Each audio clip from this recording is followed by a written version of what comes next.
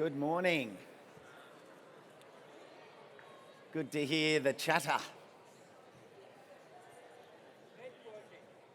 Networking, yeah.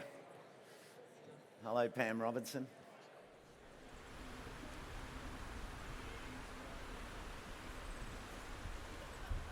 Now, in the background, you might hear a soundtrack. Well, you can't hear it because everyone's talking, but that's not a bad thing. But yeah, have a listen to this soundtrack, and I'll explain in a minute as you enjoy the photos from Through the Lens, photos of you and the projects that you're all working on.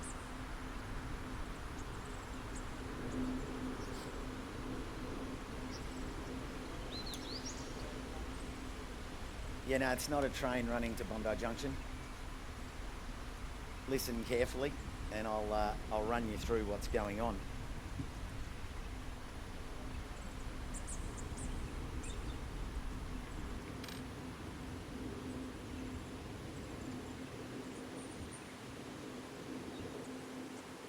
I'll be like that voiceover in the background. You've been listening to a track called River Oak from the album Hopeful Disruptions by artist Will Rogers. For Will, it demonstrates how sound is such an amazing indicator of biodiversity. This is a little bit about what Will experienced to create this soundtrack. I pitched my tent with a view of a magnificent river oak. I'd never seen such a large specimen on the river flats. It had grown to an immense girth, almost challenging even some of the river red gums for size. Uncle James told us its name in Wiradjuri is Bilawi and explained the major role it played in the creation story of the Murrumbidgee. I felt a huge affinity with this tree and made many recordings beneath its whispering branches. It was recorded on a windy day when the southwesterlies were blowing a gale down to the riverbank. You can almost hear the roar of ocean waves in the pulse of the wind through the river oak's needles. This is an unedited long-form recording that you've heard both the above-ground XY mic capsule and the geophone nestled in the roots of the tree. Like,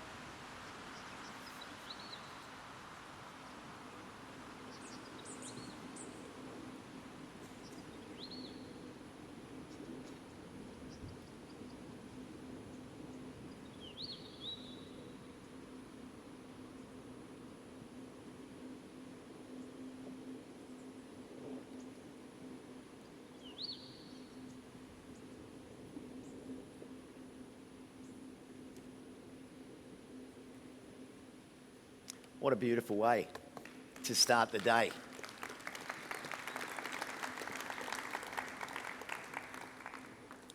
And I noticed that Andrew from North Sydney Bush Care was there. For 28 years, North Sydney Bush Care has been going down to visit and plant trees with Burrawa Land Care, an amazing relationship. And they put out a newsletter, and there's a photo of all of us down there. We got a bus, and it ties in with the bus analogy that I've been talking about, with steering committees and leading a bus, and we're all a big bus. And actually, have a close look at that photo. I'm holding the actual planting mattock, and yeah, it's probably not the best advertising photo. I look like a bit of a potential murderer. But we won't promote that one. We didn't put it on the big screen to scare you. But what a joy that all of these images through the lens are being shared of these projects that we're hearing about.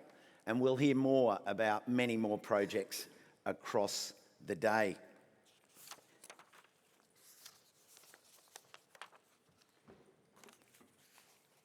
Now, I noticed on the seat there that the acting mayor didn't take the 50 cents. I'm still a criminal on the Gold Coast for not paying my fare. I don't know how I'm going to make that up because it's on record. But anyway, again, if I don't come back after the morning tea, I'm sure Lindsay or someone can step in and carry the role for me. What a day yesterday. The energy across all of the breakout rooms was phenomenal. And then our welcome, an induction, a wonderful induction into the Landcare Hall of Fame.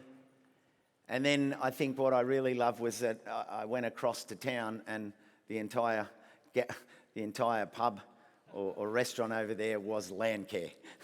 every long table, and those conversations went on well into the evening. So thanks to everyone for really committing and continuing those conversations.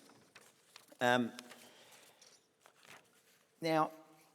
our panels today include empowering the next generation to lead with Landcare, and coming up shortly we have a First Nations cultural knowledge for nature, agriculture, land and people. Now, it wouldn't be complete if I didn't have to give you the usual housekeeping. Don't forget, over there in Hall 4, all of the wonderful exhibitors that are supporting us and the conference. Now, Auntie Kitcher, I just want to share a little bit about that. A couple of weeks ago in Cairns, there was the NRM Regions Conference. Coming up in Cairns in October is the ALCA Conference. Auntie Kitcher has been and will be at all three, and what she's doing is an incredible artwork of weaving that you're asked to contribute towards to help connect First Nations perspectives across the three events. This is all about art and participation, but it's all about that opportunity to sit and weave. Weave in the mind, weave in the body, weave in the soul, but take time to allow everything that you're experiencing at the moment. There's so much knowledge being shared. It will take some days. But that idea that these three peak organisations around all of the themes that we're talking about today and yesterday and tomorrow at the film festival, at all of the events for this conference and these upcoming events are going to be threaded into this piece of art. And we know when it comes to communication that art is key, because art brings us through the heart. We have the science, we have the facts, we have the knowledge. It's how we communicate. And that's what being together in this room, and what a pleasure that the minister is here.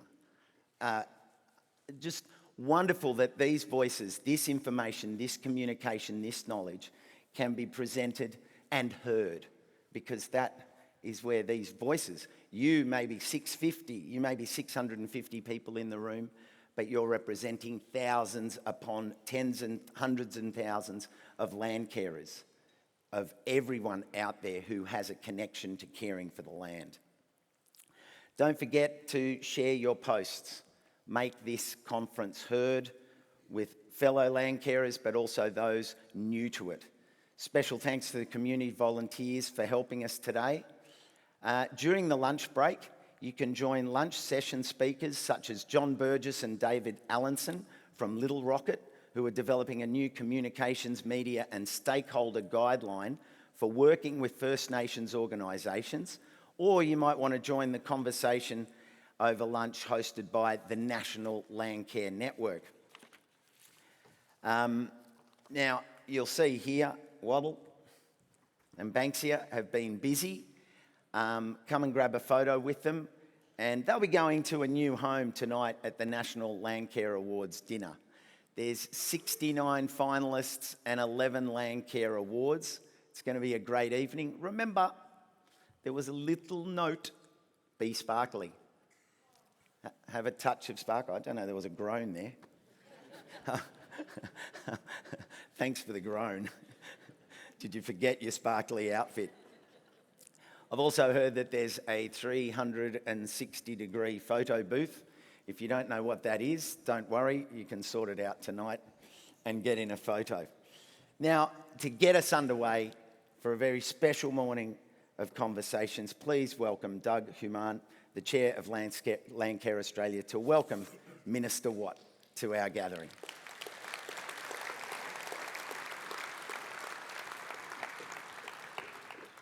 Thanks, Doug. Good morning, everyone. Welcome to day 2 or day 3 if you attended the Next Gen or First Nations gatherings. I begin by acknowledging that we're on the traditional lands of First Peoples which have never been ceded. And welcome again the many First Nations people from all over the country that have joined us already and are joining us today. I particularly note my friend Joe Morrison in the audience to speak in a moment as CEO of Indigenous Land and Sea Corporation. Thanks for joining us later, Joe. Yesterday set the bar very high, and last evening's reception a really fitting end to the day. Particularly thank Queensland Water and Land Carers for having us celebrate their 21st birthday with us. And acknowledge Mary Lou, who was the honour roll inductee as chair of QWALC, and Daryl for that. So a couple of things, a whoop and a whistle is terrific for Mary Lou. A couple of things I'm going to do today is just set the scene on where we got to yesterday for the Minister's benefit, and just to remind ourselves, and then introduce the Minister.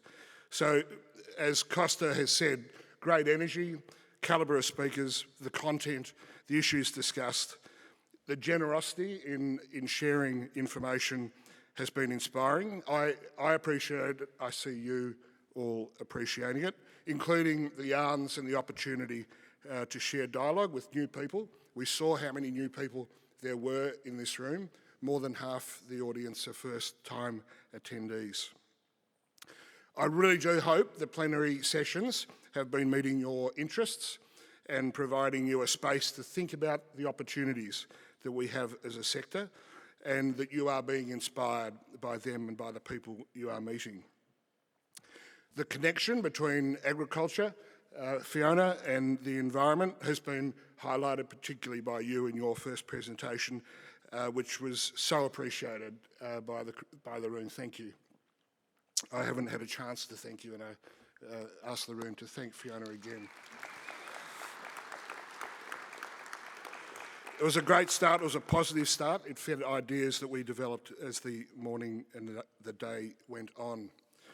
I do thank the Australian Government, the Department of Climate Change, Energy, the Environment and Water for their continued support for Landcare and provided funding under the National Heritage Trust. I know there's a great team here from DECU. I welcome them. It's terrific to have you here from Sunday with us, and your commitment to Landcare, I know, goes beyond simply your involvement with the department, and it makes events like this possible. It's important for you as much as us professionally and for our work, and for you provides a window to the Landcare community, as the Minister is seeing today as well. A special thank you to you, Minister Watt, for your attendance and participation at the conference. It's an acknowledgement of how important this sector is to the Minister and to his portfolio. We know that from working with you previously.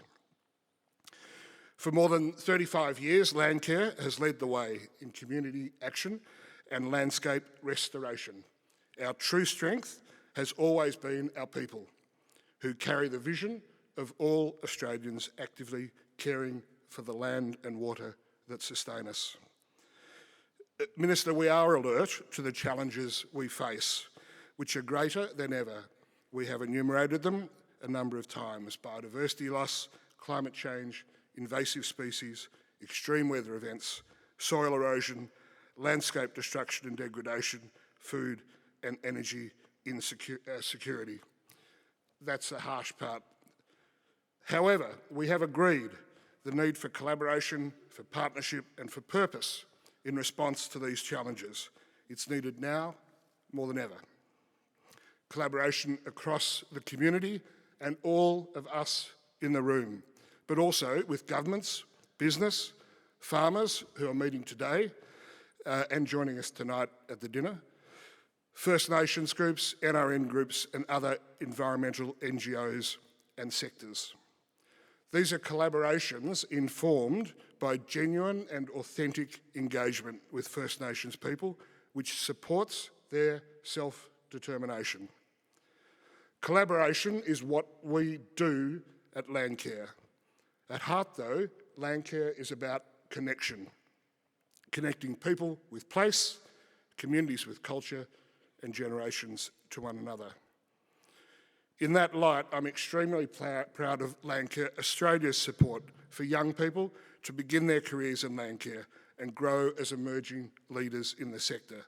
We saw this firsthand in the opening Next Gen session on the Sunday. Similarly, the First Nations Landcare Working Group is connecting and supporting First Nations peoples in sharing and embedding traditional knowledge in our work, as Landcare groups all over the country are.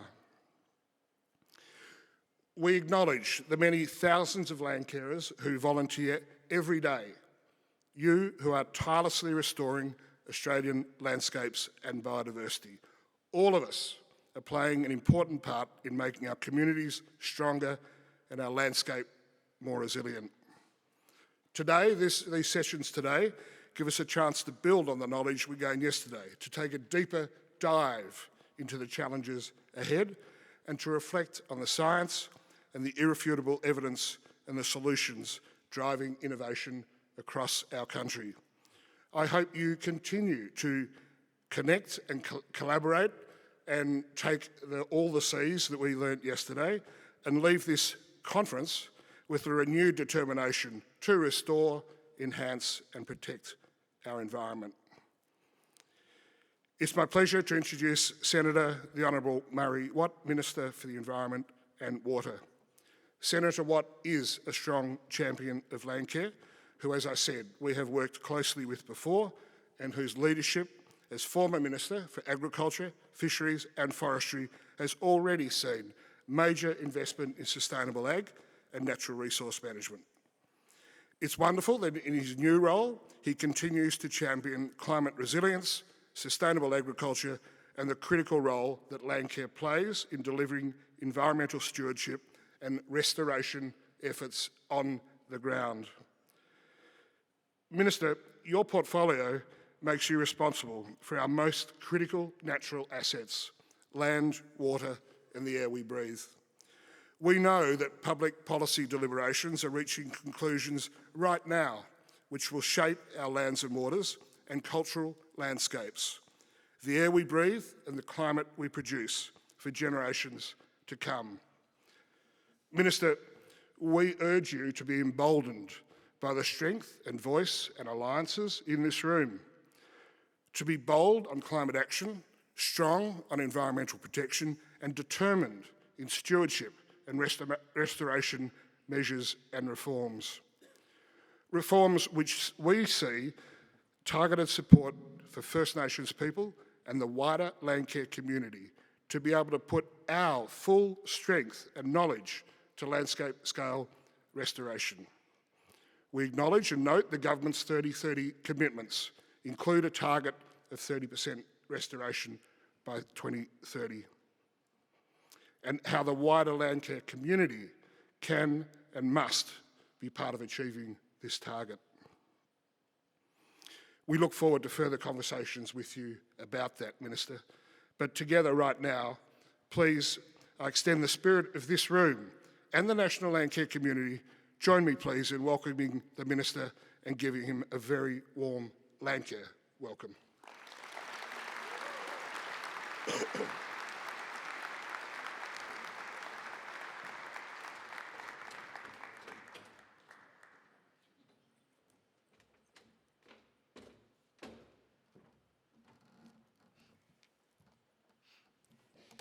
Well, thank you indeed for a very warm Landcare welcome. I thought I'd take the challenge today and be not only the only person wearing a tie at a Landcare conference, but the only person wearing a tie on the entire Gold Coast. You know, we're really in touch, us ministers. It is a real pleasure to be here with you, and thank you very much for the invitation to speak at the National Landcare Conference here on the Gold Coast. We've turned out a nice day for you. I hope you get the opportunity to take advantage of it once the conference proceedings are over later today. I, of course, begin by acknowledging the traditional owners of the land that we're gathering on today and pay my respects to their elders, past, present and emerging. I know that genuine participation of First Nations people is really central to Landcare's mission, and that's the way it should be, given that traditional owners have been caring for the lands and waterways across our entire country for tens of thousands of years. Can I also acknowledge Doug and the whole team at Landcare Australia for hosting this event and for choosing to do so in my home state of Queensland. Very convenient for me. Thank you very much. Doug and I were having a chat outside beforehand, and he's just echoed now some of the key themes that have been emerging in this conference. Of course, the need for greater investment, whether it be through government or outside, in nature restoration, the growing participation of First Nations people in land care activities, and the real focus on how we can encourage the next generation to participate not just in land care, but in the broader goals of land care that we all share in that nature restoration task. I'm very much looking forward to having some further discussions about how we can advance some of those themes. On a personal level, I'm also really pleased to reconnect with Australia's land care movement. As Doug mentioned, I got to know many of you and see many of you in action in my former role as the Agriculture Minister. Doug mentioned that for me, in that time as the Agriculture Minister, focusing on how we could be lifting the sustainability of our agriculture sector was a really key priority for me, and I always saw Landcare as a really key partner in that task. I got to see some of the work that you do with farmers and with communities right across the country to protect and conserve our land, our water, soils, plants, animals and ecosystems. So I'm incredibly excited to have the opportunity to reconnect with you and work with you in this new role as the Environment and Water Minister. What I thought I'd do today is just to update you on some of my priorities in this new role and how we can be working with you, but also, of course, to take the chance to celebrate some of the amazing work that we see from Landcare groups and volunteers right across the country. Now, as you would know, any Labor Environment Minister loves Landcare because Labor does have a proud legacy of supporting Landcare going back a long time. It was Labor luminaries like Joan Kirner, along with farming leaders like Heather Mitchell, who helped create Landcare in the 1980s, before it was taken national by then Labor Prime Minister Bob Hawke, along of course with towering figures like Rick Farley and Philip Toyne. And I think for all of us as today's custodians of Landcare, this movement is forever connected with these legends. Of course, Bob Hawke championed environmental causes like no other Prime Minister had done before him. And it's thanks to Bob and his government that places like the Daintree, Uluru and Cradle Mountain are on the World Heritage List to this day. The Albanese Labor government continues that legacy, and you may have seen a little while ago, I was in Paris to secure the World Heritage listing of the ancient Murujuga landscape in the Pilbara, which is home to precious rock art more than 50,000 years old. You would have seen in our first term, we laid a platform for nature restoration, and I pay tribute to the work of my predecessor, Tanya Plibersek, in that regard. In particular, by setting that ambitious 30 by 30 target, and I'll say a little bit more about that later. And of course, what we need to do now in our second term is to build on that platform that's been laid, including by dealing with the greatest contemporary threat to nature, climate change. And you will have seen last week, we announced new, ambitious and achievable 2035 emissions reduction targets. In doing so, we released a number of sector plans demonstrating how we're going to get to those targets, and that included an agriculture and land sector plan, which I encourage you to take a look at. And we've actually just brought up the approval of over 100 renewable energy projects since we were elected just over 3 years ago. So there are just a couple of examples of the work that our government has been doing over the past 3 years to protect and restore our ecosystems. And in doing so, we always seek to act in partnership, just like Landcare does. Our government sees Landcare and its many volunteers as vital for protecting and restoring our precious natural environment. That's why we're providing over $14 million to Landcare Australia and the National Landcare Network, who are helping to ensure Landcare groups have the tools and resources they need to protect and restore biodiversity. We're also providing $200 million through the Urban Rivers and Catchments program to restore urban waterways so native plants and animals can thrive. Now, many projects that are funded under that program are being delivered by Landcare groups, such as the Pimpamar River project being delivered just north of here by the North East Albert Landcare Group. That group is restoring and improving habitat along the upper section of the river by managing invasive weeds and pests and reducing the risk of wildfire. These efforts, of course, don't just benefit native birds and fish, they also benefit local communities by improving access to nature and enhancing our natural surroundings. Further south, I was very pleased recently to visit one of the projects being funded through this program near Canberra and see the great work of ACT Landcare to restore habitat at the Jerrabomberra wetlands. And what became clear to me there again was not just the natural benefits that we're seeing from the work of these Landcare groups, but the incredible impact it's having on bringing communities together and in fact strengthening the mental health and social connections of so many of those volunteers. So through programs like this, we're working with you to build healthier, more resilient waterways and communities, and we're doing it together. I know that a big priority for Landcare groups and for me personally is supporting the recovery of threatened species and putting them on an improved trajectory.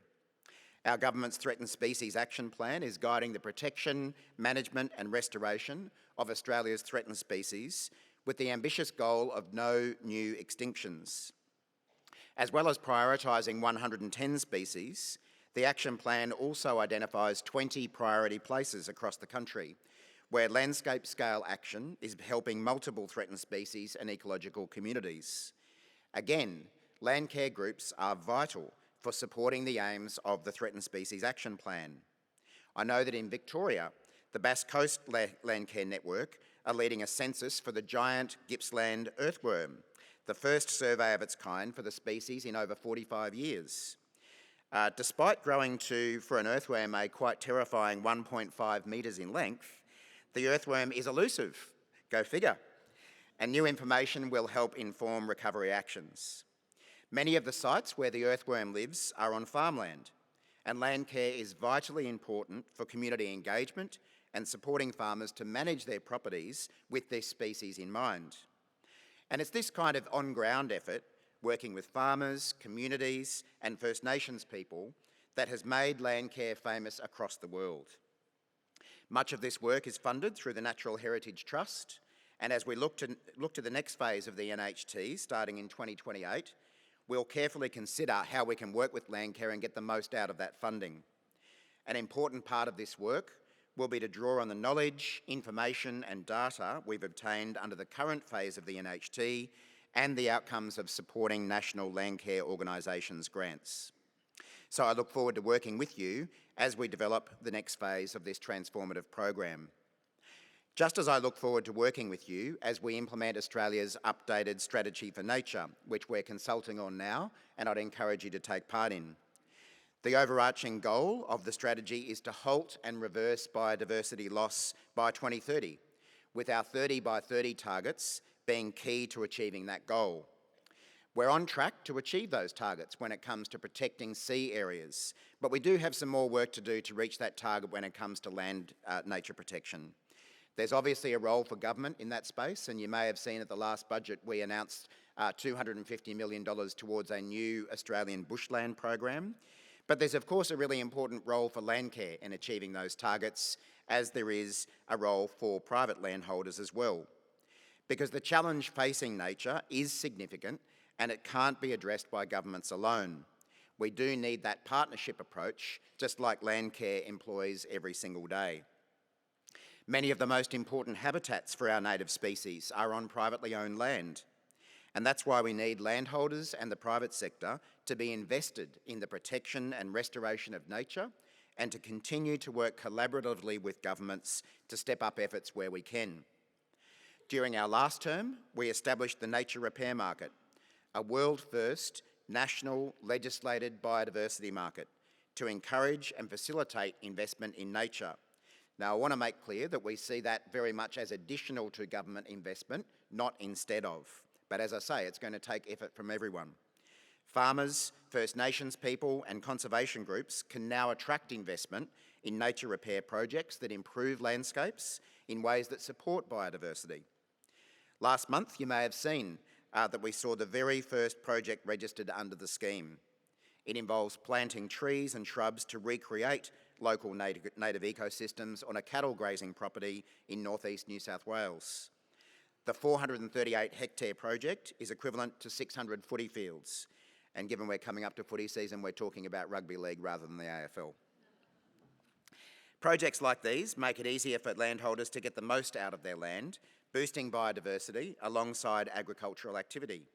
And I really do hope that landholders and investors can take inspiration from this first project and start thinking about how they can get involved in opportunities under the nature repair market.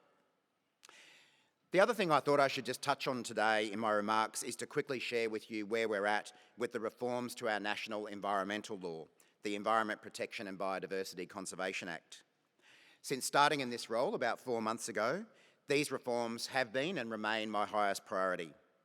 I've been personally consulting non-stop with environment and business groups, and I'm pleased to say that there is broad consensus on many of the key issues involving these reforms.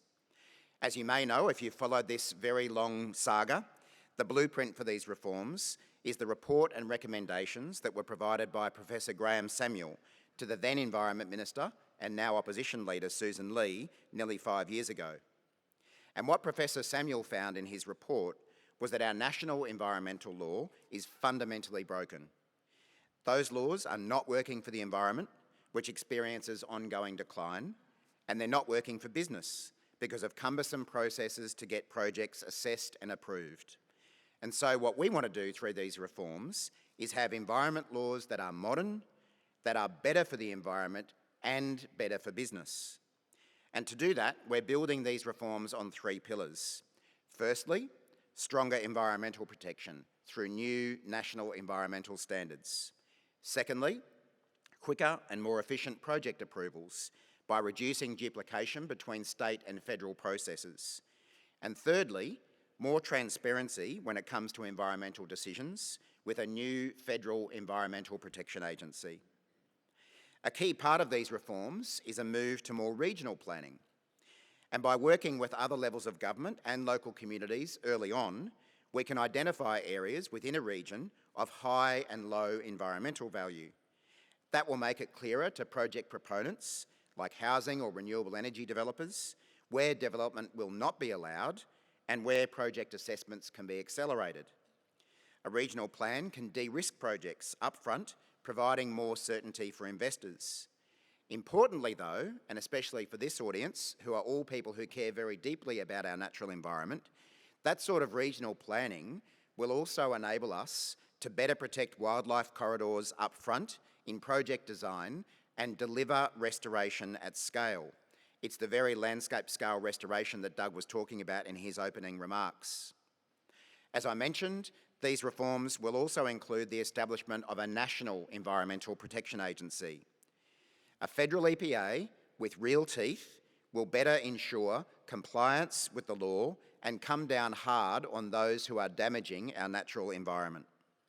Because while a lot of the public debate that we've seen about these reforms of late has focused on the need for quicker approvals, and that is really important, we're also talking about an act that does have the words environment protection in its title. And I'm very keen to make sure that the need to not just manage the decline of our natural environment, but to turn it round and restore it remains a really key focus as we deliver these reforms. Having national environmental laws that are modern, fit for purpose, and have environmental outcomes at the centre will be key to stopping the decline of the precious places and species that we love. I really think that these reforms have the potential to be a watershed moment for the protection of our environment for generations to come.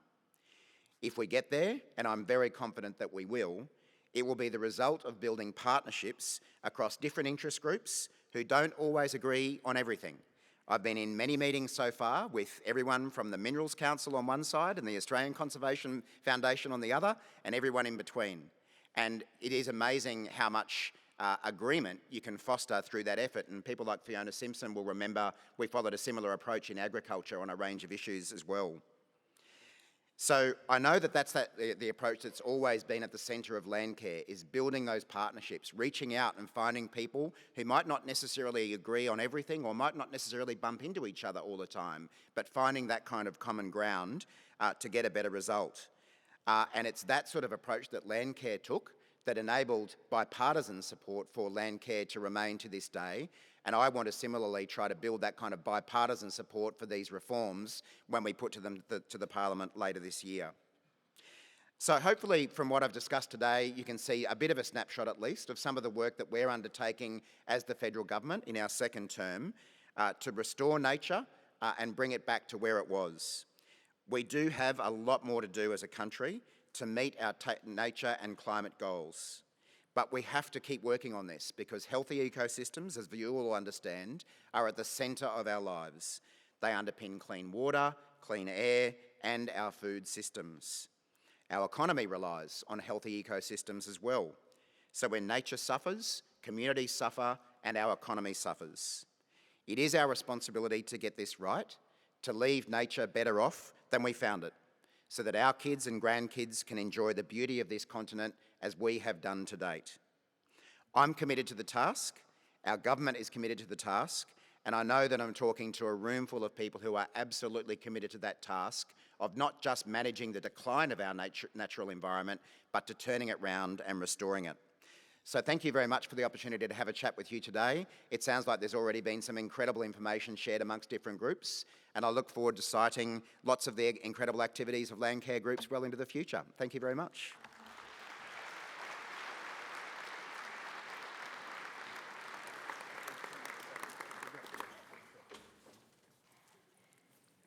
Thanks, interesting, mate. Yeah, likewise.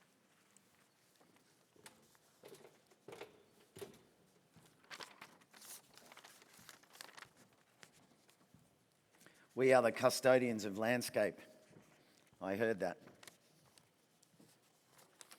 Made me think of a comment that I was fortunate enough to have shared with me, that at the time when Bob Brown was fighting to save the landscapes in Tasmania, Landcare was trying to help protect farmlands and in those early days. And Graham Richardson was in a meeting with Bob Brown, and I think it was Bob that told me this. He said, he leant forward, and all the information was true, but he said, "I can't hear you." So, Minister, thank you for coming to this gathering today so that you can hear us and hear the voices and the projects that are being shared by all our organisations within Landcare. And I want to give a big shout out to all the state organisations that are here.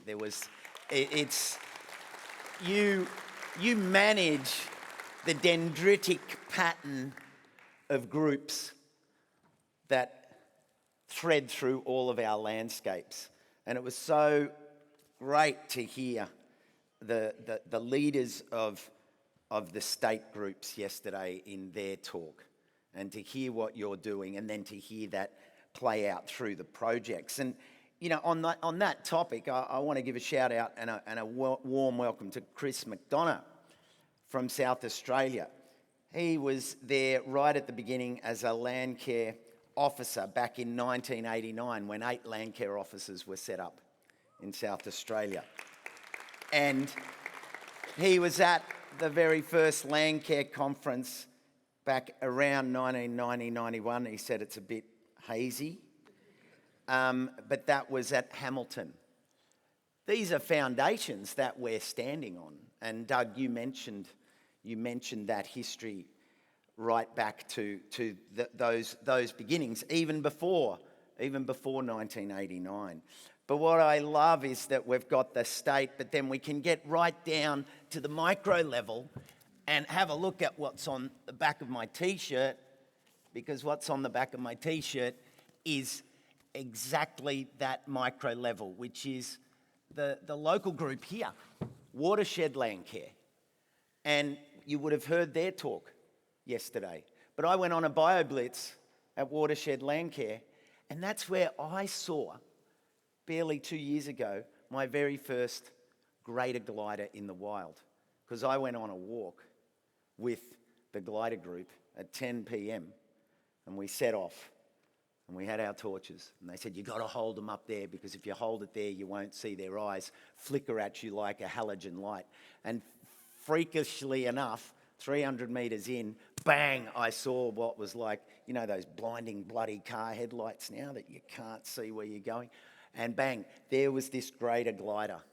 An amazing moment. So that's the scale we're talking about. So to have a minister here, to have Watershed here, to have the states here, that's the voice. That's the lean forward voice that we want heard. And it's wonderful that you can be here, Minister, to hear this and share this and take these messages forward in your work. So thank you so much for being here and being a part of our conference. I'd now like to move on to our next speaker. And if you could please give a very warm welcome to Joe Morrison, the CEO of Indigenous Land and Sea Corporation, who's going to share with us First Nations knowledge in landscape. Please welcome Joe.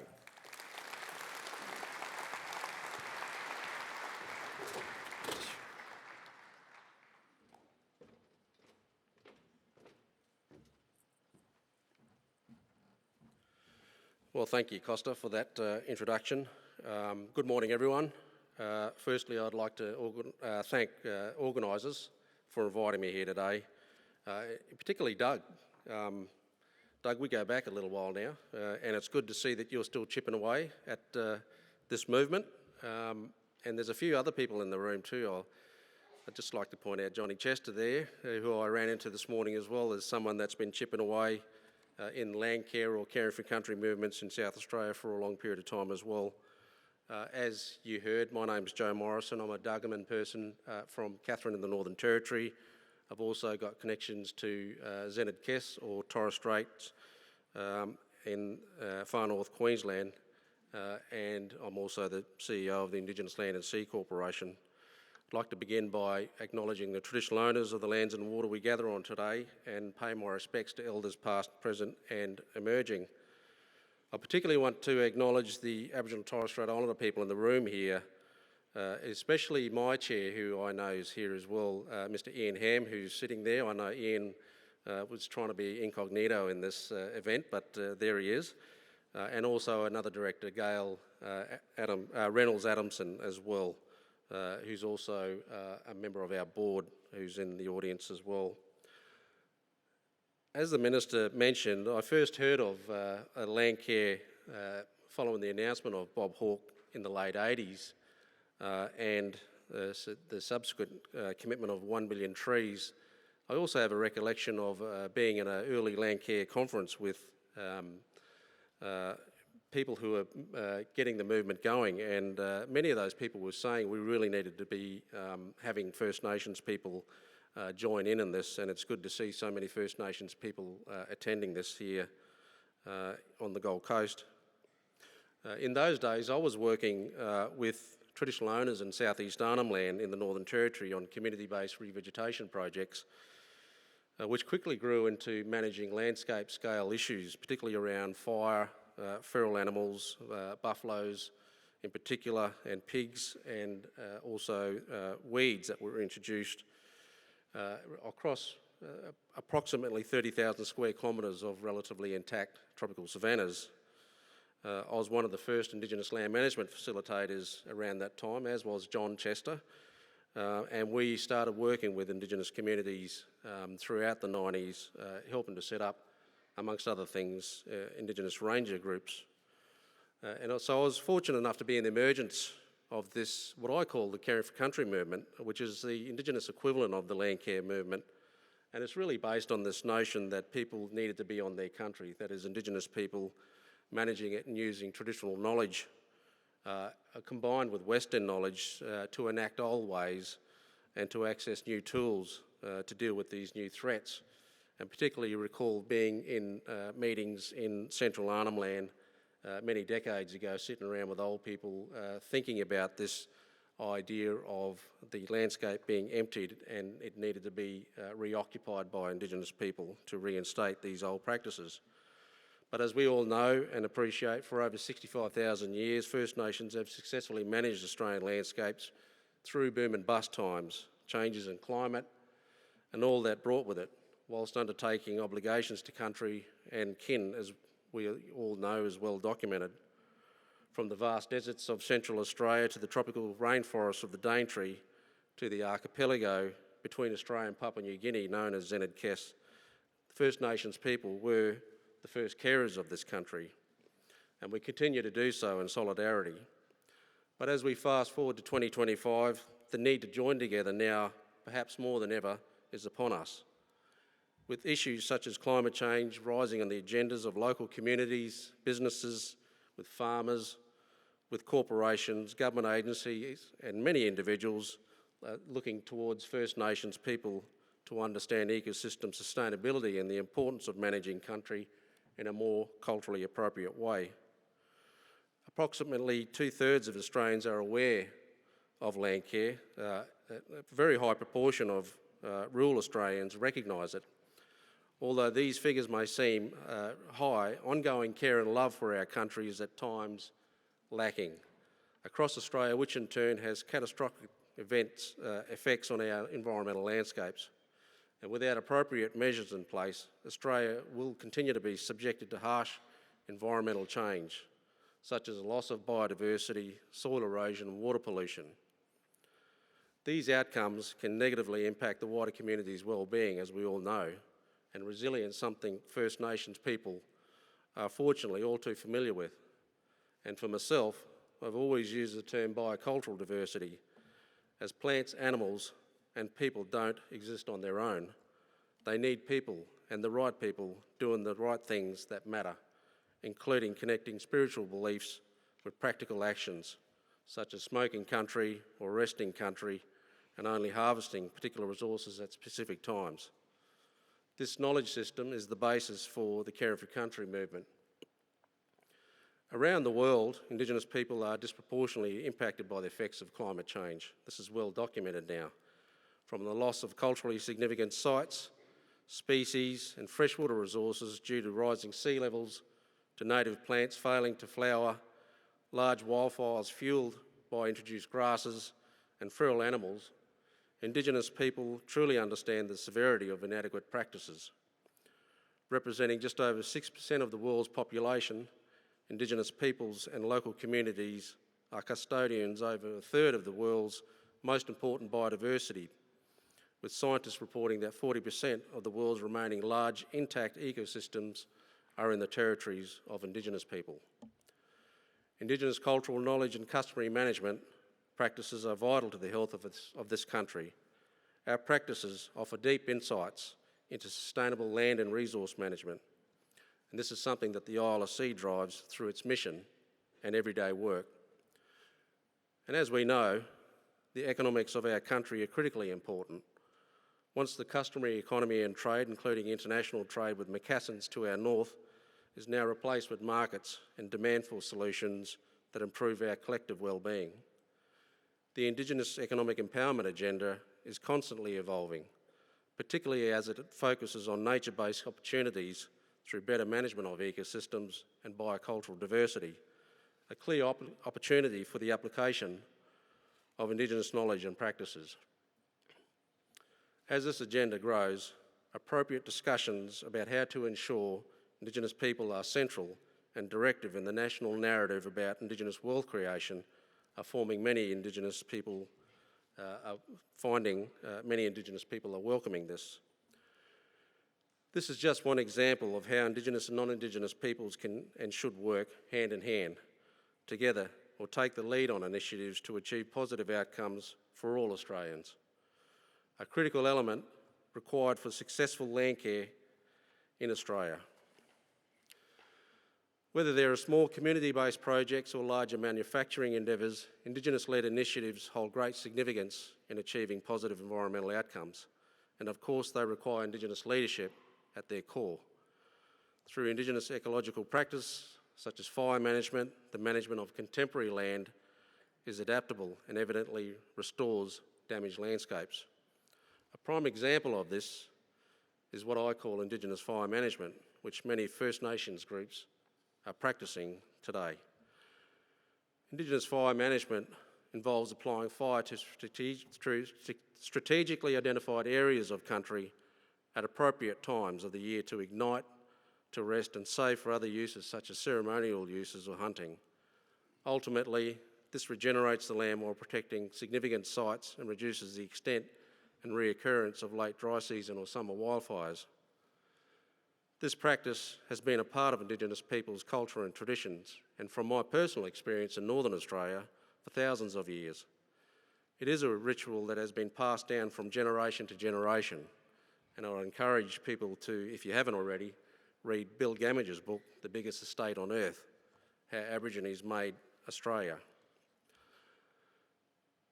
A key initiative which reflects this work, which the ILC is involved in, is a project called the Savannah Fire Management Program.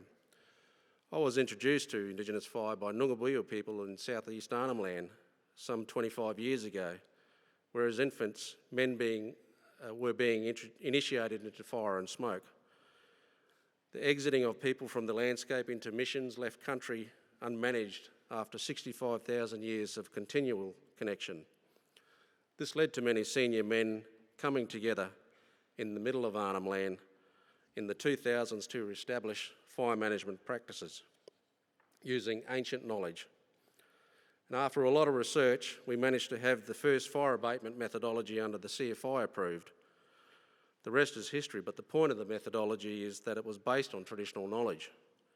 Lots of low-intensity fires after the rains, open country, allowing passage for people and animals and producing less methane and nitrous oxide going into the atmosphere, as opposed to large fire events producing lots of methane and nitrous oxide.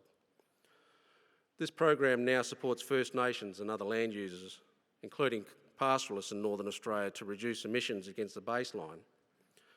Indigenous fire management also plays an important role in raising awareness in climate change and highlights the positive role Indigenous peoples have in contributing to climate change challenges within Australia.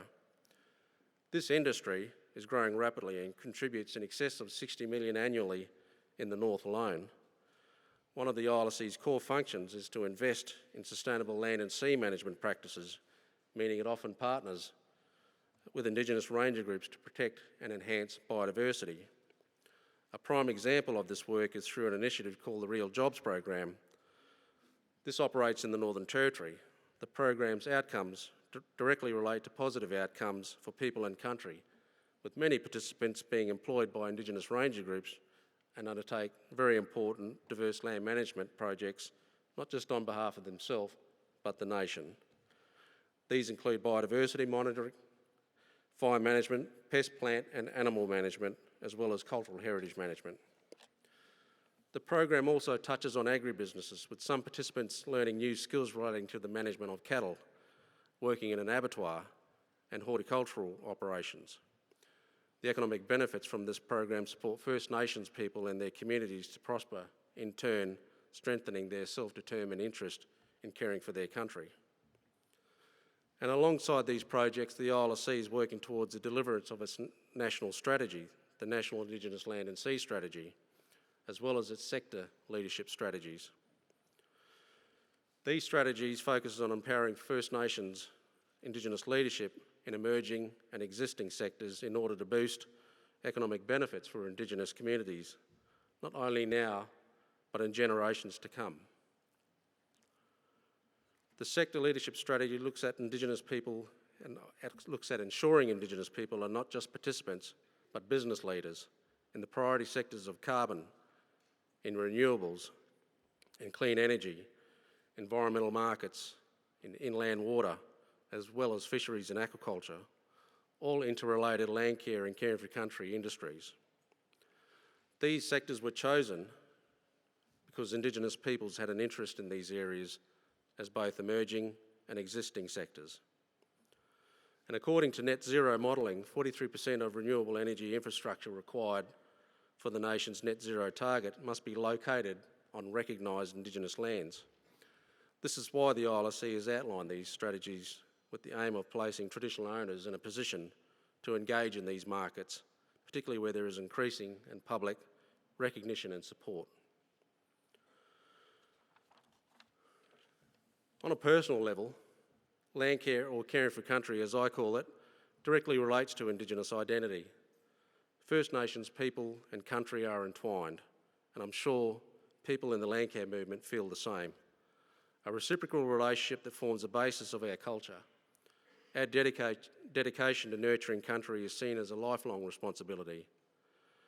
As First Nations people, we also recognise and appreciate the significant positive outcomes land care practices have in bolstering on-country economic benefits, as well as community-level benefits. These include enhanced mental, physical and emotional well-being, greater social connections and diverse skill development among participants. These are only a few reasons why increased awareness of land care and caring for country within Australia is imperative.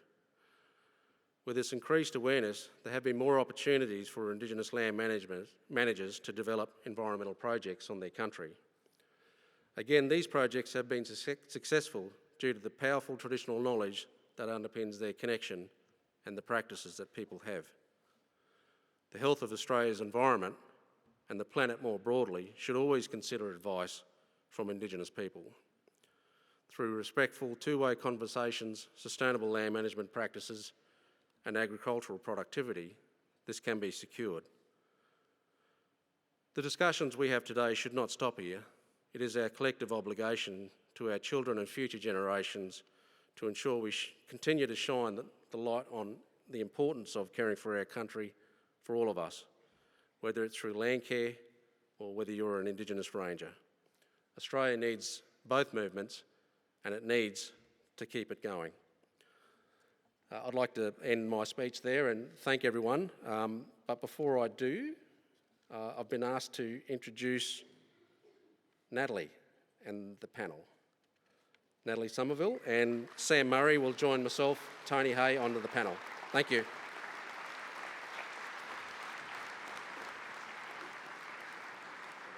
Yeah, thank you, Joe. I could have let this one slip under the radar and just keep it between me and Mel, but I won't. I didn't turn the page, and I was supposed to welcome our wonderful panel, which Joe has sort of temporarily done, but I'd just like to welcome Natalie Somerville, President of Australian Women in Agriculture and Landscape Australia Board Director, Samantha Murray, CEO of the Indigenous Desert Alliance, and Tony Hay, Director of Indigenous Climate Change. Turn the page in future. Enjoy the panel. Thanks, Tony.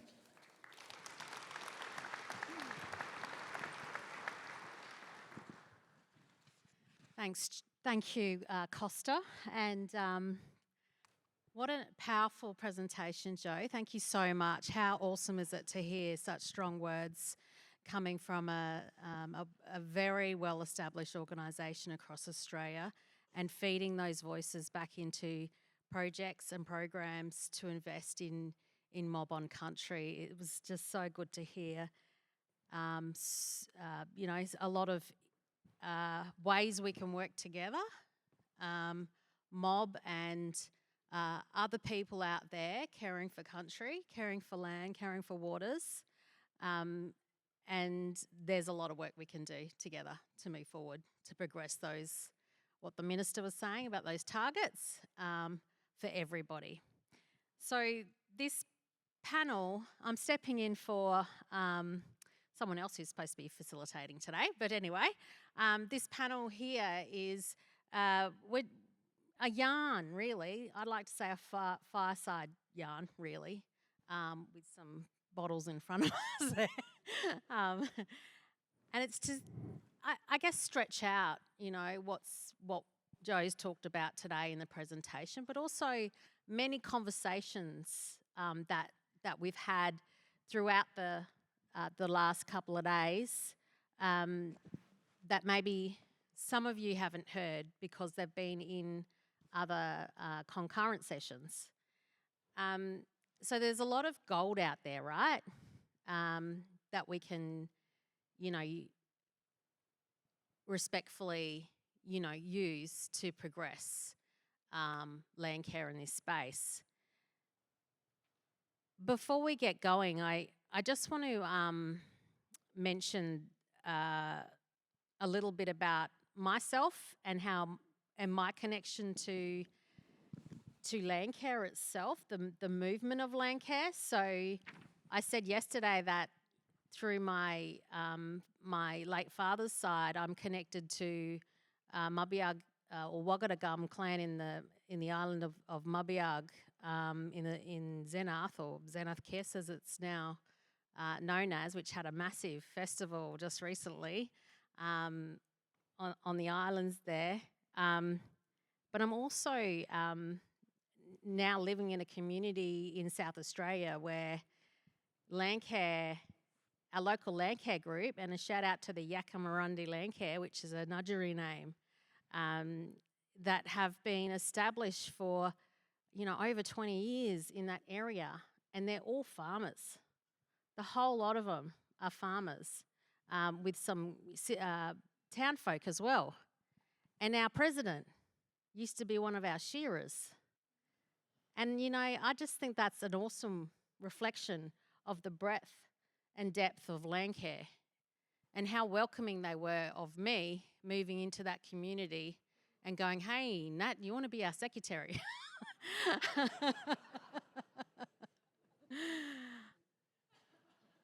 And I go, yeah, all right.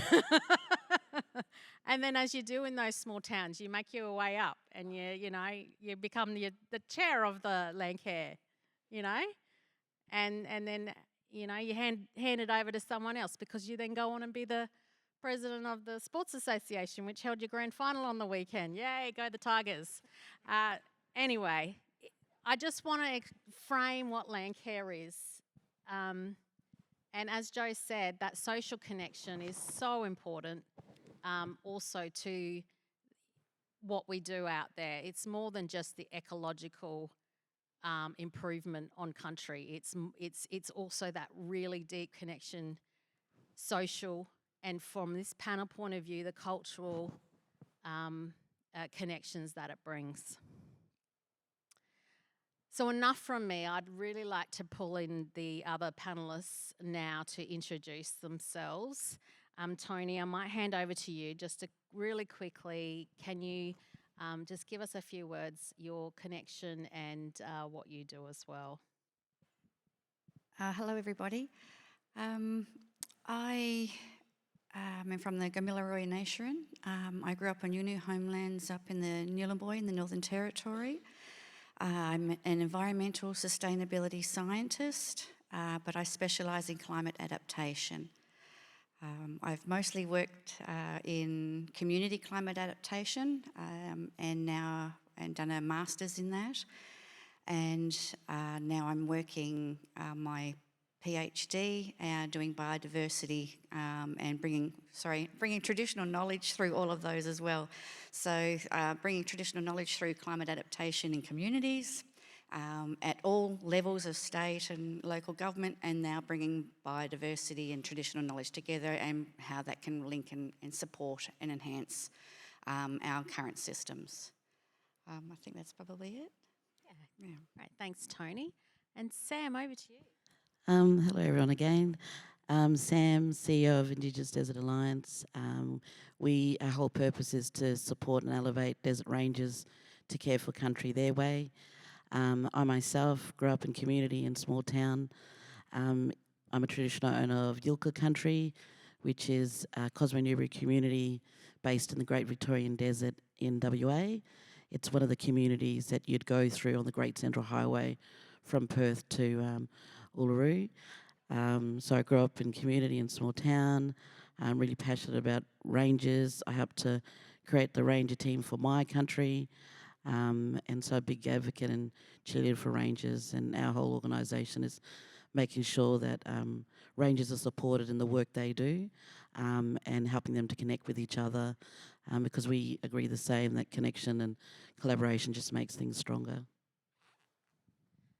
And we heard from you, Sam, yesterday on the panel in the afternoon, and I guess we're going to build on that today during these discussions as well. And you can talk a bit more about the ranger program that you work with, but also other areas as well when it comes to cultural knowledge for nature, ag, land, and people, which is what we're here for.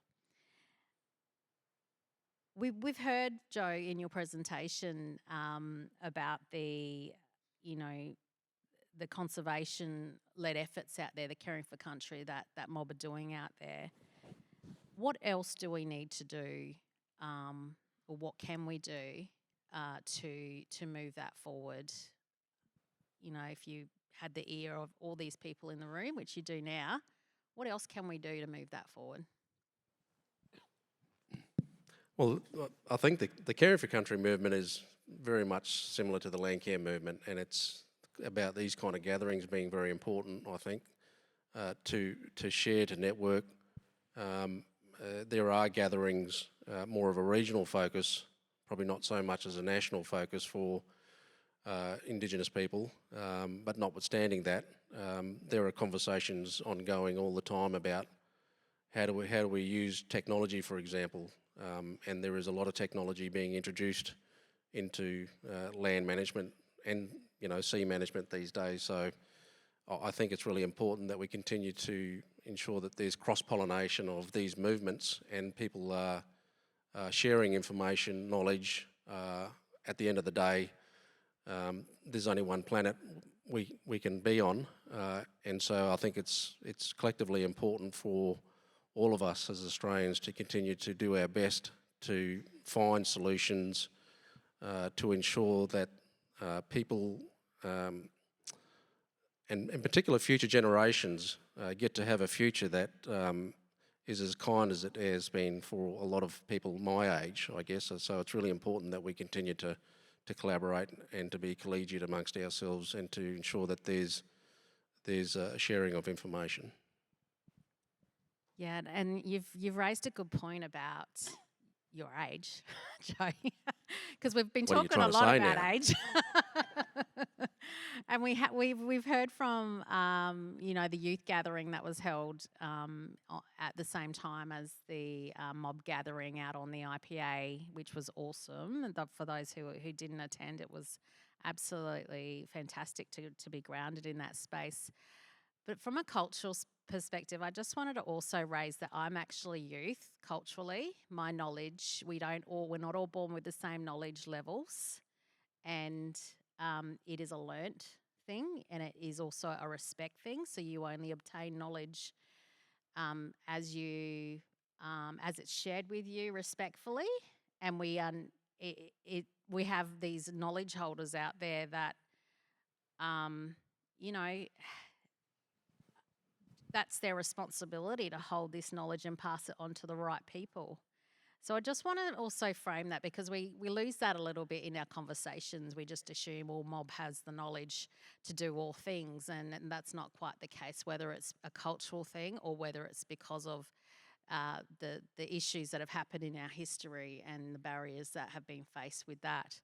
So I raise that as we continue this conversation about cultural knowledge for these aspects of caring for country and people and land. So as we move through this panel discussion, just maybe remember that, just as you land carers out there, all you botanists out there that know all the names, as my mum does, of all the plants in the whole of Australia. I'm not at that level by any means. We have knowledge holders, and it's good to understand that and respect that as we have conversations and be curious. Tony, I want to ask you the question also around what more can we do to move forward with progressing this relationship? Through the studies that I've done, it's been pretty apparent that traditional knowledge is really important for climate adaptation. It's not just a community engagement, it's not just a touchy-feely, it's actually really important for our resilience. It adds so many layers and levels to our risk assessments and to our actions, our planning, things that we can do. So from what I can see, by not adding cultural infrastructure, I call it, but by not adding it, we are really harming our own communities and our own biodiversity because it is so valuable. The reason why I call it cultural infrastructure, just throw that in, because I believe when we're doing climate adaptation for communities, that it is just as valuable as civil infrastructure. And that's something really powerful, because every time we look at climate change, civil works are automatically put in and they are the go-to. But I believe that cultural infrastructure is just as important. And when we're, sorry, I've forgotten the question. Oh, that's okay. You're on the right track. I'm anyway, nervous. Ki. Your work that you do in the climate space is, really important. Maybe you can talk a bit more about that and how we can work together in that space. So one of the things, I've just gone on this whirlwind trip with my husband, and we just went regional and remote Australia across 4 states. So I've gone in and out of everywhere. And it was really visibly obvious, like it was so starkly obvious that we are living in 2 completely separate communities in a same town, in every town across Australia. And sure, there's people that link and across, I'm one of those, but there's still very much 2 separate communities. And I think our work that we have is one of those amazing areas where we can actually start to bring communities together.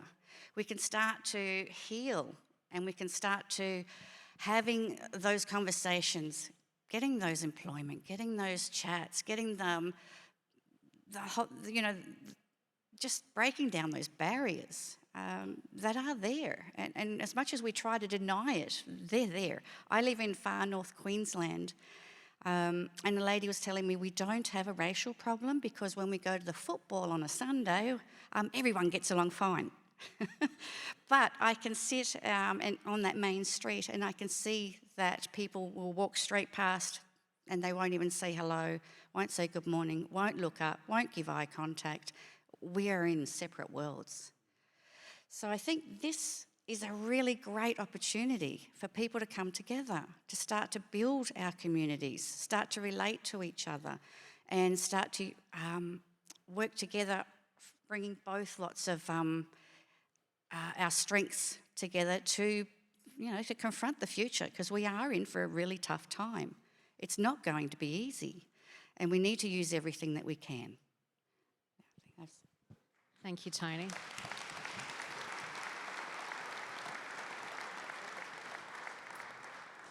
And sorry about the tech. We just, I think Tony's powerful words made the energy go a bit chaos up here. But anyway, we'll keep going. So Sam, over to you. I want you to, following on for that conversation and adding to what you said yesterday. Yeah. I went back to the hotel and was sort of reflecting and thinking of all you fellas in a good way. Don't worry. And, thank you to everyone that came up and had a yarn, through the day. That was really welcoming, made me feel really welcomed here. And then, I kind of thought about a lot of the questions I get asked quite regularly is, Sam, how do we bring in First Nation people in the right way? And, and there's a nervousness about, I don't want to do it because I might come across disrespectfully, or, I might do it the wrong way. And then what ends up happening is inaction. Ends up nothing happens.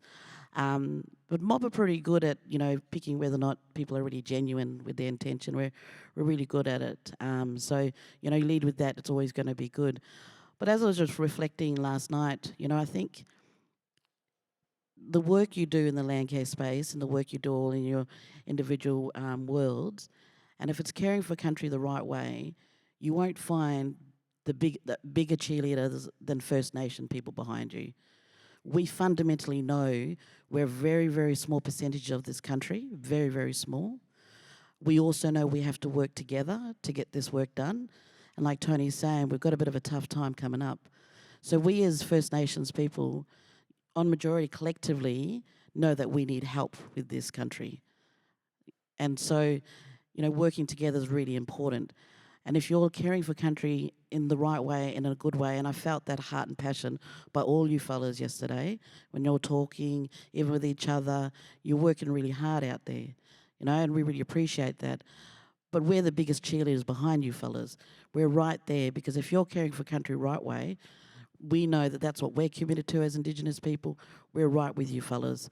So if there's any nervousness to go like, I don't quite know how to start that yarn, just remember that as that First Nation person across the table from you or across the room, we are intimately connected to make sure that country's cared for. And if we know you're doing it, like you fellas are, we're right there with you. You won't find a better support system than us. So please try and think that in your mind when you're getting a bit nervous how to start that yarn, and use that as a bit of a guide going forward. Yeah, thanks, Sam.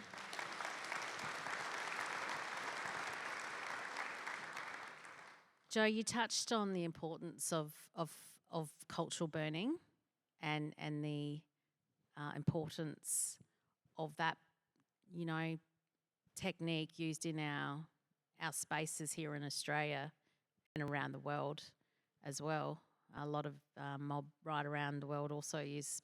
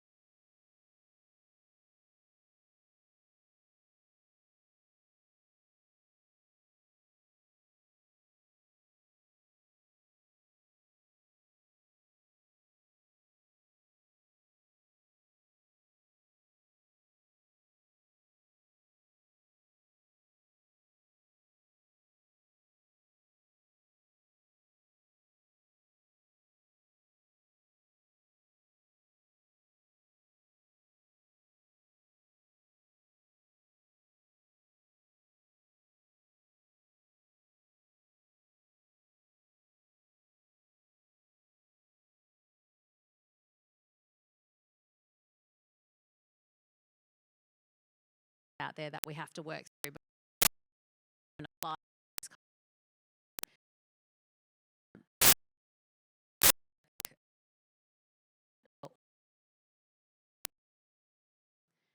work with government and work with other organisations to get the cultural burning practices done in a way that today, where we're struggling with other issues such as higher temperatures and other weeds in our on our landscape that change fire differently to thousands of years ago. So we've had to adapt to those sorts of new contemporary issues. But Tony, tell us a little bit more about the climate change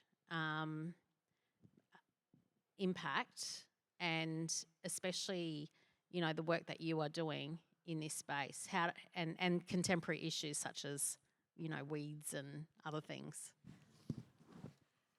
I don't do weeds directly, but no, it is very important. I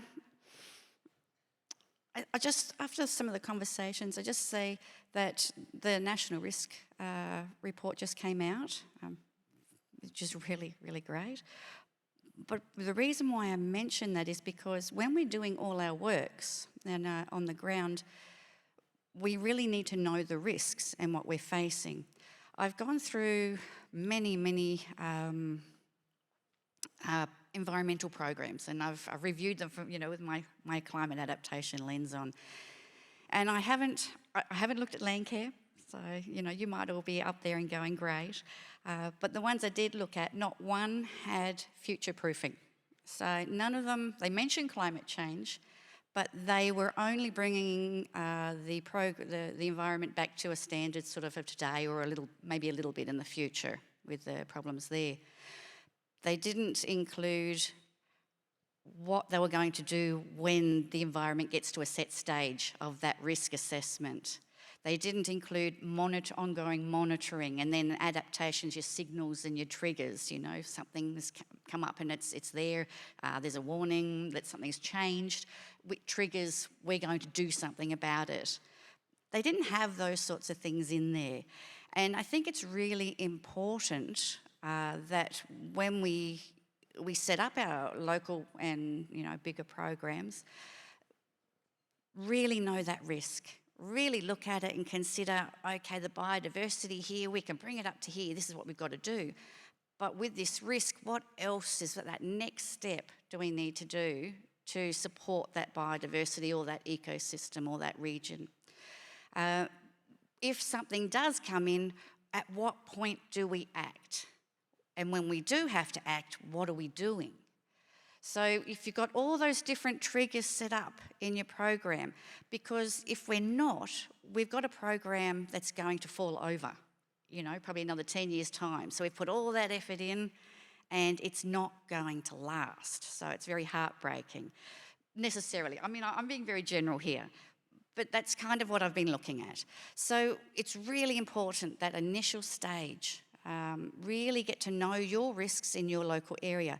Traditional knowledge is brilliant for this. Really, really clever. It's also really good at those signals. Something's changed, and it's really good then, we know then to put the trigger in, to put an action, to support, to do whatever we have to do. So that's when you've got these different places we can put the different parts of our knowledge and to actually be of benefit, to enhance, to improve our current resilience and programs. Thank you, Tony. And I just want to also just check that my my time meter on my big screen down there is no longer there. So just flag me down if I'm running out of time. Thank you. Great. So Sam, I want to pull you into the conversation, and what is it that the audience here needs to hear from you today that will add to the conversations that we've had over the last couple of days? Or maybe it's something that you've heard out there that you go, that needs to be highlighted a bit more. Put me on the spot because there's a lot of good things I've been hearing Really like the seed story Daryl was talking about yesterday. That blew my mind. I thought that was pretty cool. I just think in terms of engage, like I was thinking again last night, knowledge from a, desert perspective, from a First Nations perspective, knowledge is really important, and you spoke to a bit of that as well. And, having that shared knowledge is really crucial to coming together. But I think understanding, the environment and where we've got to go and sharing that knowledge and recognising different knowledge is important. I always reflect on from a ranger perspective. That's the world, my business. For a ranger trip out in the desert space, especially desert rangers are really good at doing that two-way science, and really good at going on a trip and knowing that there's probably different outcomes or indicators. So we'll have plenty of trips where it's an ecologist will jump on, different scientists will jump on, then we'll have elders that will jump on, and we all jump on that trip kind of knowing that we've got different indicators that we want for that trip. We know that the scientist, ecologist wants to go and check out that night parrot or that bilby or that great desert skink, want to go and check out the burrows, the scats. But then we also know that that elder on that trip wants to go back to the place where he was born, probably 60 years ago, 70 years ago. But there's a really great realisation knowing that everyone on that ranger trip kind of knows that they're going for different things, but they also know they're going on that same trip together and they're going out to the same place. And that recognising that there's differences is also helping to strengthen that trip is really important. And I think as much as I want to encourage that collaboration and connection with First Nation people, I also want to highlight that as natural as human beings from all walks of life, we're also going to probably clash, probably also going to miscommunicate, probably get things wrong. And that's also normal and healthy as well. And that's just a reminder, because whilst I also want to, preach about connecting and yarning up and take that first step, I also want to highlight that it's also you will probably clash and will come from different worlds, like Tony was saying. And, that might mean that you will miss, bump heads for the first while. But don't let that deter you, because I've seen that also happen where the first joint project that goes together and it didn't go well. And then you hear people say, oh, well, it's just too difficult to collaborate with First Nations people. But we're also just, as human beings, just naturally have different perspectives. So the ranger teams, they're really big on knowing that we've got to come together with different knowledges, that we have different outcomes for one trip, but we're going to the same country to spend time in country together, and we're just going to support each other for the different outcomes. And I think there's a really good lesson there that can come from that. And there might be arguments. The old fella might be saying, no, you're driving too slow to the ecologist. We've got to go there fast, got the fire on. Or you might have the scientists getting frustrated because the mob don't want to look at the scats anymore. They're like, nah, we don't want to keep looking at that all the time. And that happens. It's quite a healthy debate if anyone's been on a ranger trip. You've got a couple of old fellas that are a bit wild and grumpy and want to go back to the camp and have a cup of tea quick ways. So I think just take that in as much as I say, go forward and yarn up. Also, be prepared to have some, tough combos, some honest yarns, some of pretty good, funny comedians as well. So, having a bit of humour with it, not taking yourself seriously, that's a big thing. And just recognise you're going to have some form of conflict in there because you're coming from different worlds. And that's healthy. Please don't give up that first argument or the first time you get growled by an old fella. That's actually part of the journey. It's the first KPI, actually, I have to admit that. That's great. Great. So I want to engage the audience here, and I'd like a show of hands in a minute for all of you who are already mob engaging with non-mob, and mob who are engaging, or non-mob engaging with mob. So can you put your hands in the air if you're, yeah? Wow, look at you experts out there already. How's it going for you? Is it working? Yeah. And we've seen a lot of presentation. Yeah, that's right. Big, yeah, that's right. So for those of you who didn't see that, it was like this and like this.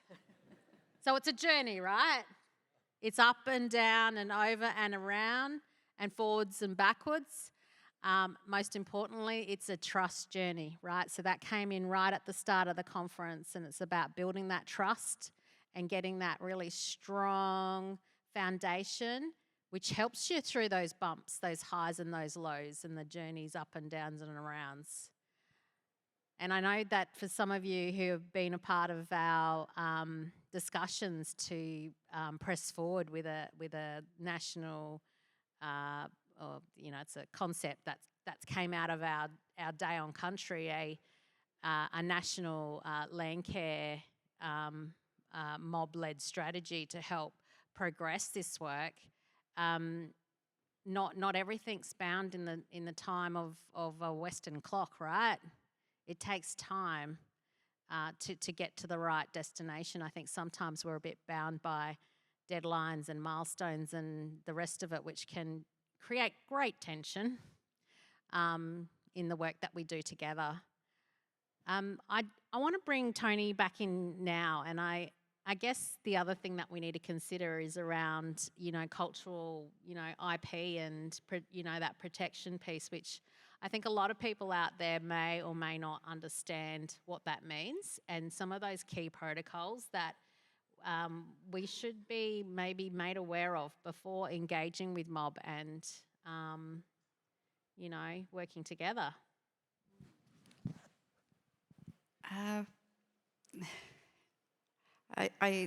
Australia is signed up to the quite a few international rights for Indigenous peoples. There are Indigenous peoples, I don't know how to word it. We have a knowledge that's handed down that is absolutely amazing. That it's come so long through history, is incredible, really, when you think about it. We should all be proud of that knowledge. Thousands of years that, Australia's Aboriginal people have incredible history there. And I don't think we celebrate that enough in a lot of ways. So with IP, there's a lot of things out there. There's a lot of ways to access and to do things. But I think one of the key things on the ground is do it the right way. You don't barge in, you don't expect. It is about accepting and working together and building that trust. Indigenous people own our own rights and our own knowledge. We don't have to share that. But I think it is a very nice way to bring everybody together when we work together in sharing and doing that. And I don't know if I'm wording this right, oh God. Oh, that's great. I think one of the main things is to be polite, to be caring, and to work together at a pace and at an ethical level. We don't just take, we also share and we give. And I know that it has to be done ethically, and it isn't something you just expect to be given to you. I think that's probably one of the most important things. Indigenous peoples own their own information and their own knowledge. But as I said, working together nicely and working together appropriately, speaking with the traditional peoples of your communities on what their protocols are. Ask them ask. What is it they do, what they expect, what they, in return. I've been working, heard of quite a few, been in a few meetings and been sitting there, and I remember one gentleman in tears, and he said the scientists came in and they took all my knowledge and they disappeared with it, and I don't know what's happening with my land or my water. So he didn't understand where that information had gone, and he didn't have feedback on what that was contributing and what that was bringing back, so that he felt it was just stolen from him, it was taken. So having those conversations so that it can come back and let people know what you've done, why you've done it, how you've done it, what it contributed, how important their information was, and that they still have it this is what it's brought back to you or what it could bring back to you. Those sorts of conversations I think are very important. But I'm not sure I've actually covered that properly there.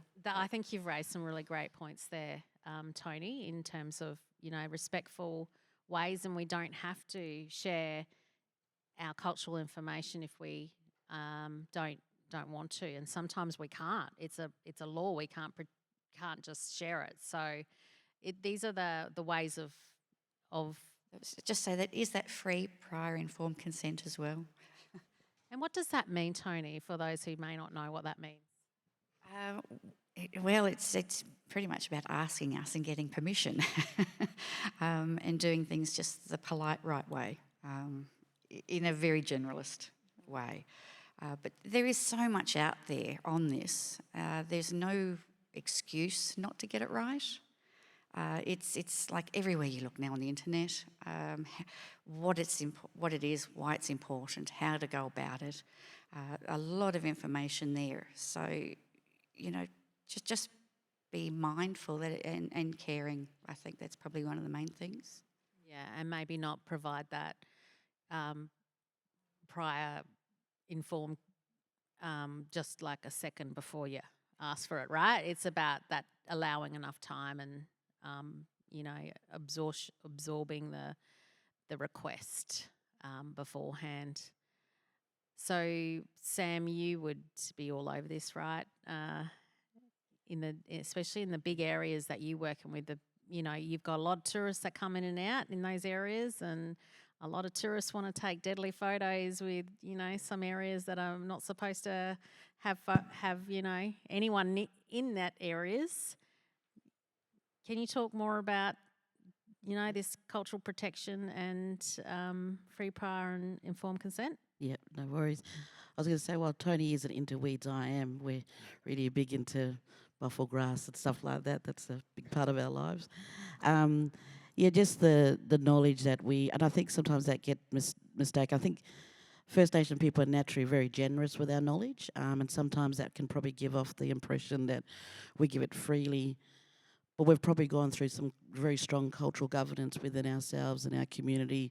So by the time you receive that information from us that's given in a warm and generous manner, we've already kind of done some cultural due diligence behind the scenes.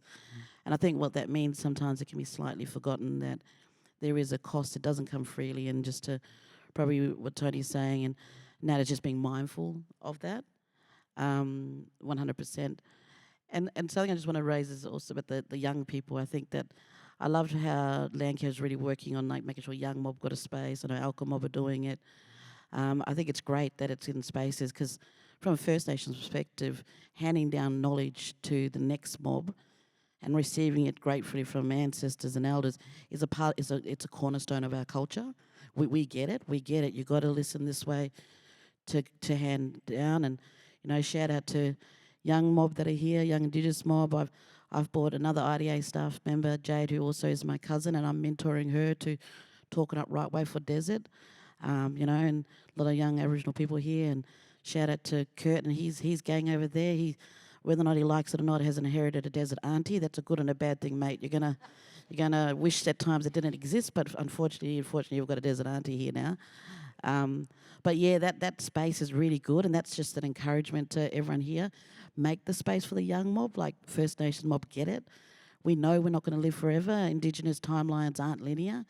We see it as continuing, and what knowledge ancestors have come down to elders, to us, to young mob, that is continuous, and we feel it's a real cultural obligation to hand it down. So you're making spaces and conferences like this for young mob to get up and talk is really, really important, and I've seen that rise happening a lot in the last few years, which is really awesome. Just want to commend Landcare for that. Yeah, well done.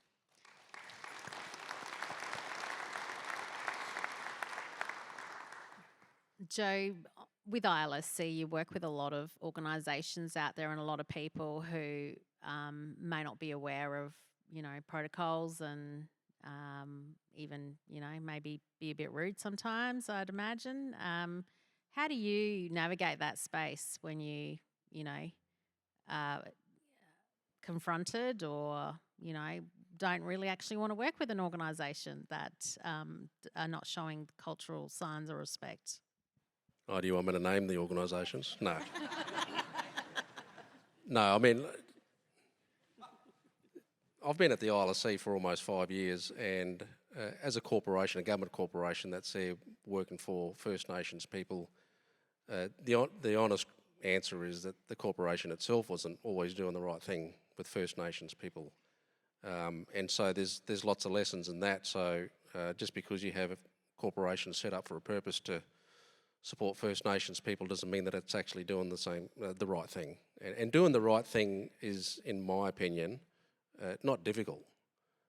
It's not difficult at all, because I think if you're around enough, you understand the nature of the narrative and the conversation that First Nations have, the purpose of the organisation, the importance of things like this gathering in the general gist of the work that we do.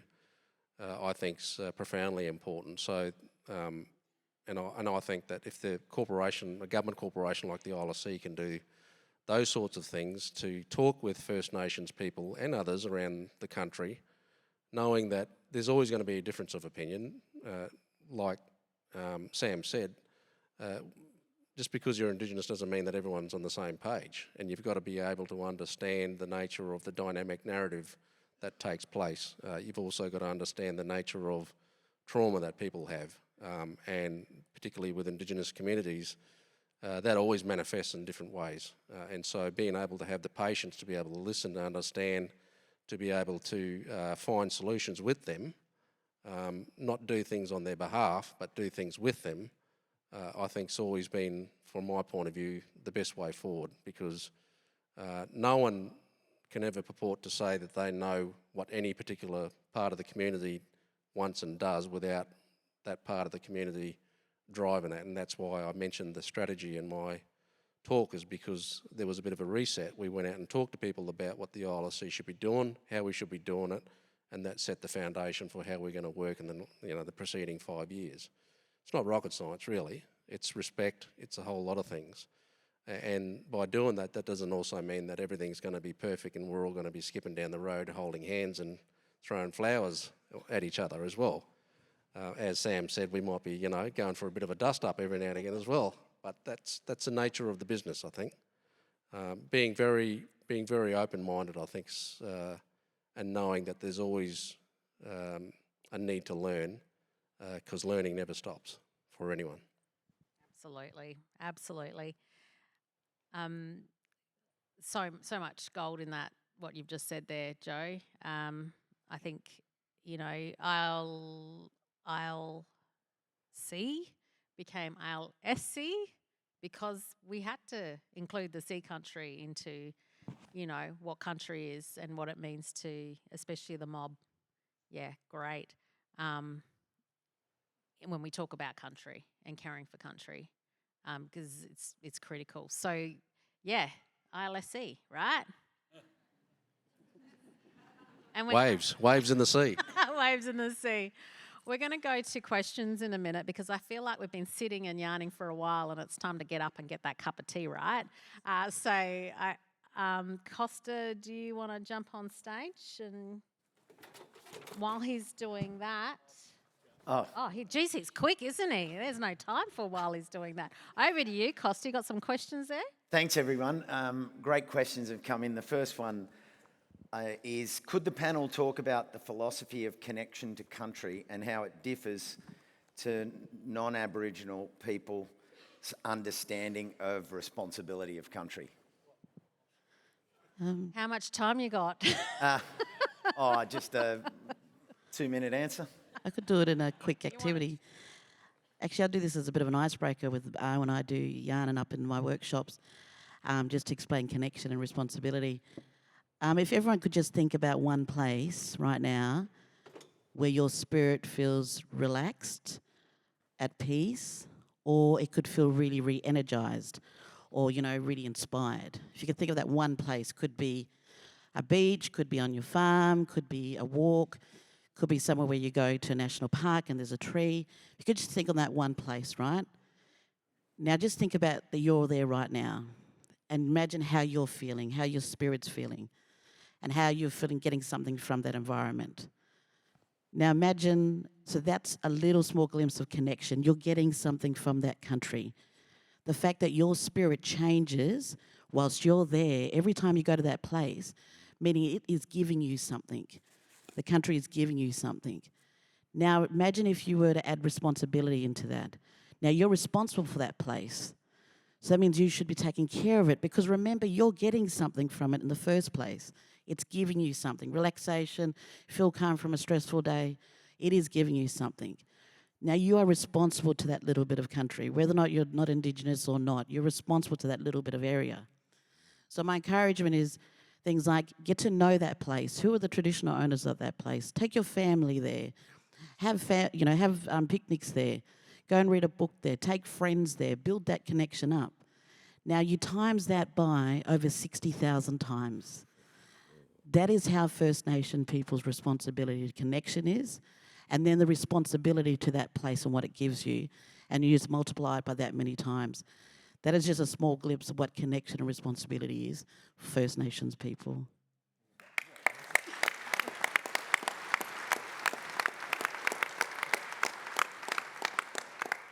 Do we have any more questions? Yeah, we got one more. Got some more. I'd also would just want to add that connection, everybody can connect with country or with anything. Everyone, whether you're Indigenous or not.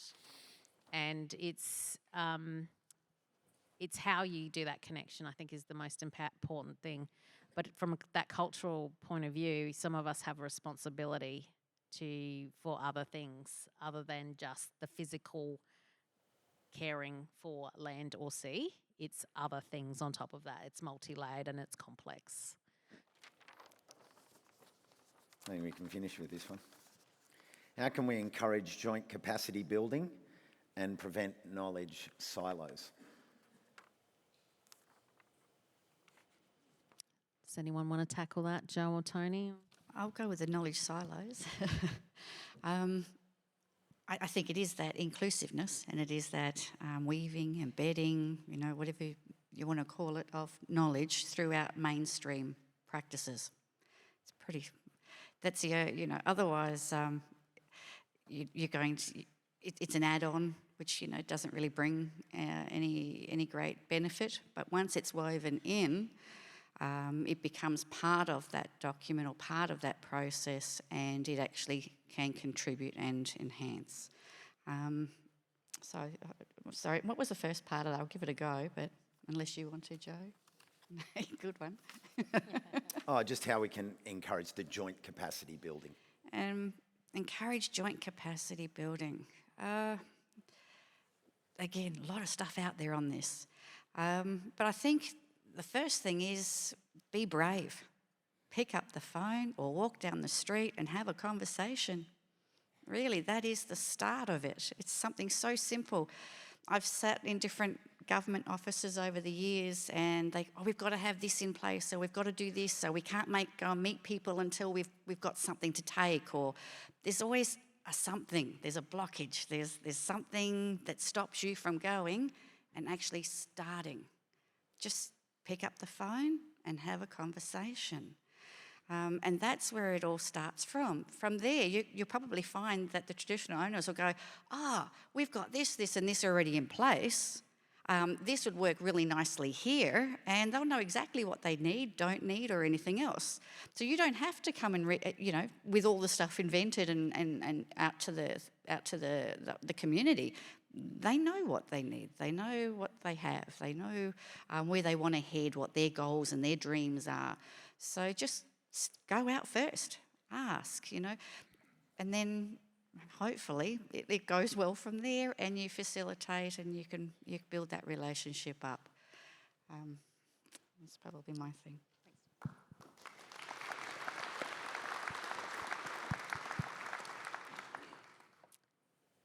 That's all. Have we run out of time? Because my time thing is not there anymore. There's nothing there, which means there's no time. So it actually means cup of tea time. That's Cup what of it tea means, time. right? Yeah, In a minute. Well, I would like to, I would just really like to say thank you for your time and your honesty and your willingness to share your knowledge and your stories today in front of this amazing, massive crowd that are all doing amazing work out there. Like, seriously, the stories that have been told and the conversations and the sharing of knowledge out there is massive. So when we talk about capacity and collaboration, yeah, keep yarning with each other, everybody, and we can move forward in leaps and bounds. But Joe, I want to go back to your presentation and just say thank you again for making the time to come here and yarn with us about what you're doing with ILSC and the amazing work that ILSC is doing out there. And I'm sure there's plenty of people out there that want to collaborate now after this session. So thank you, Joe. And Sam, thank you again for coming on stage and sharing your wise words and wisdom and your humour as well. It's fantastic. And Tony, thank you again. I'm sure you'll get lots of approaches from the audience, especially as they're working in the climate space. So can you please put your hands together for the panel?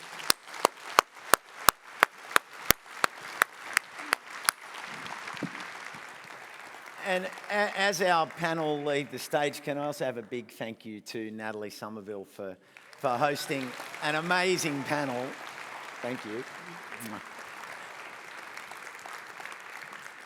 I heard so many threads that it took me back yesterday to the discussion that was had by the Southeast Local Leaders Program, and that ties in exactly what Tony was talking about, respect and cultural safety. And I actually shared some thoughts from Rodney, but I didn't have it on my piece of paper. I'd just written the 3 L's because I was following up on that was brought to us, that talk was brought to us by the letter L, where Rodney talked about law, look, listen, learn, love, and leadership.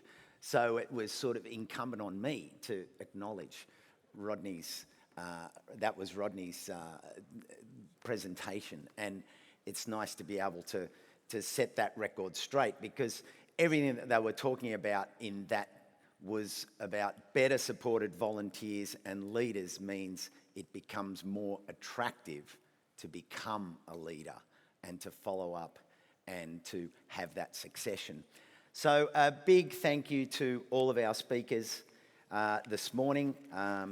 Plenty to unpack, plenty to take away. We've got half an hour.